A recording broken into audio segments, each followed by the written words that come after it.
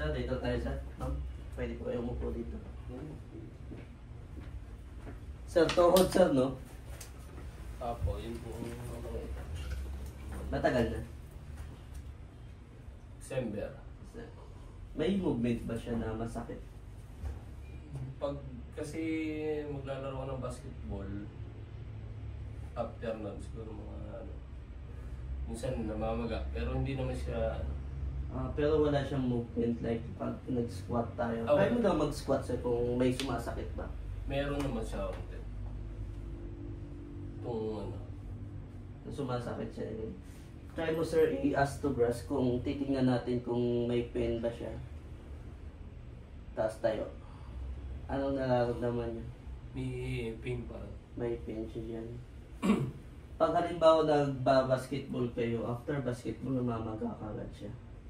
Oo, pag may time na namamaga siya. Pero may mga time na wala din. Oo.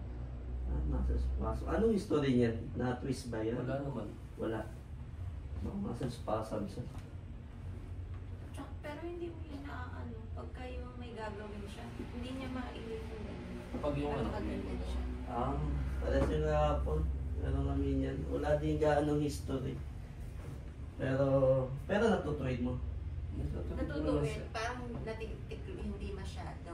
Pagka yung may ginagawa siyang halimbawang yan, pag sa yung, baba, napapansin ko, hindi ipis na nakaganon.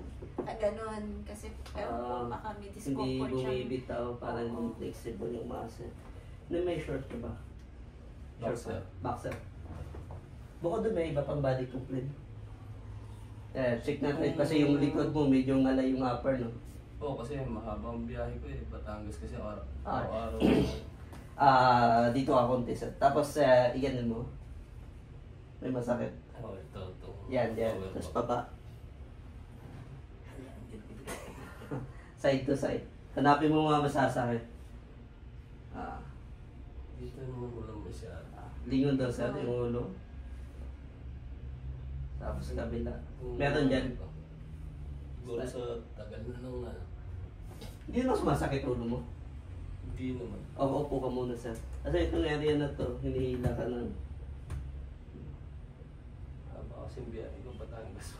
relax sir. Grabe, tigas din ito. Parang bato na. Sir, patanggal na lang ako ng damit din. Tsaka iwan mo na lang yung boxer. Sir, continue ulo. Relax lang. Relax. Relax lang.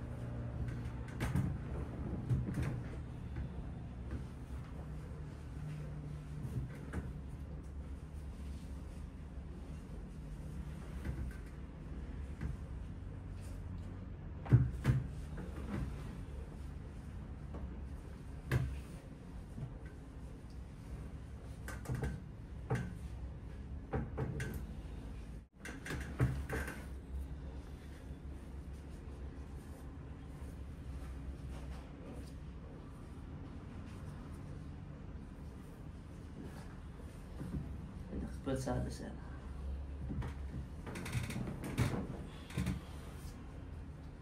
Pulsado. Hingin malalim. Labas lahat.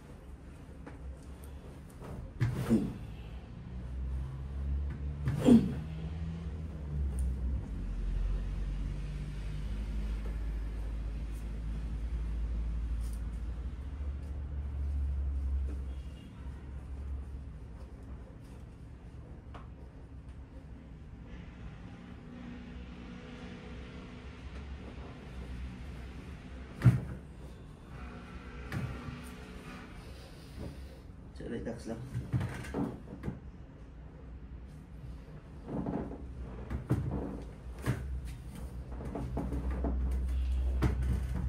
Isa pa, relax.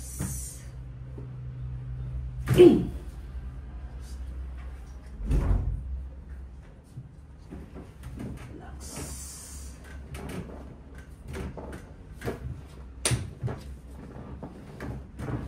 Isa pa. Hawak mo naman ng hips din. Itong kaliwa meron. Ayaw ulit eh.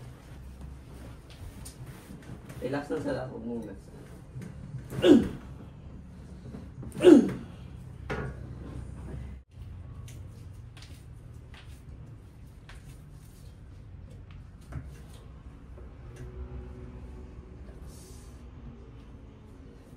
Never to na massage siguro.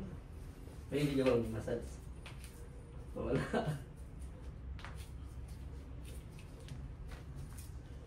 Titigas lang. Sobra sa. Just up. Relax lang. Antan, side ako lang. Oh.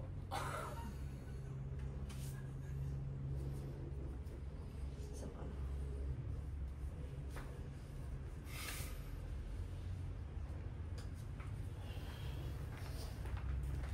Ito sa buo. Talagang matigas. Atras.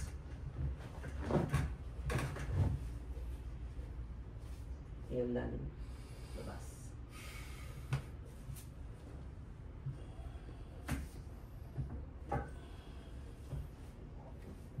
Yung lalim. Labas.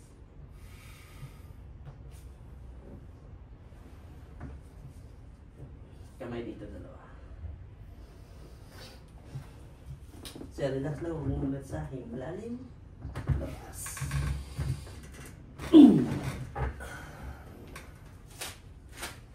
Okay, last na tayo. Dito yung ulo sa nagpawak ako ng padding. Dito ba? Sir, bali, bihaya ka. Dito ulo. Oo. Close your mouth lang sir, huwag lalabas yung dila, baka makagat. And huwag kagat babangon after nito.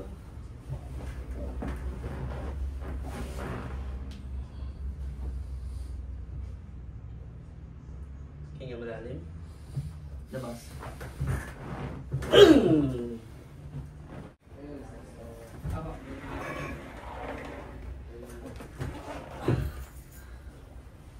So, check natin konti sir ha. Kung may nagbabago ba.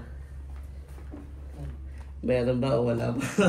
Sa suot ko ng sapatos sir. At tama din makakapagpahinga pa konti. Baka kasi walang nagbago eh. Nag-massage pa lang to eh. Nagdala ko na kami. Sir, yung kailangan mo, ito sir, pag halimbawa, papaangat mo lang, tapos papalakasin mo to, papatigasin mo. Ayan. Lalo-lalo na yung, yan, oh. Kasi yung paggaling ko, yun sinabi ni ma'am, weak kasi yung muscle, hindi siya makapit. Ngayon, ang doon naman sa namamaga, daming muscle spasm yung gamit. Tapos konting dikit lang din sa joints.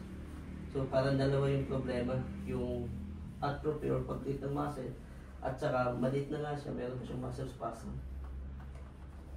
Pero yun siya, kaya mo yung atrophy sir, taas mo lang, patigasin mo.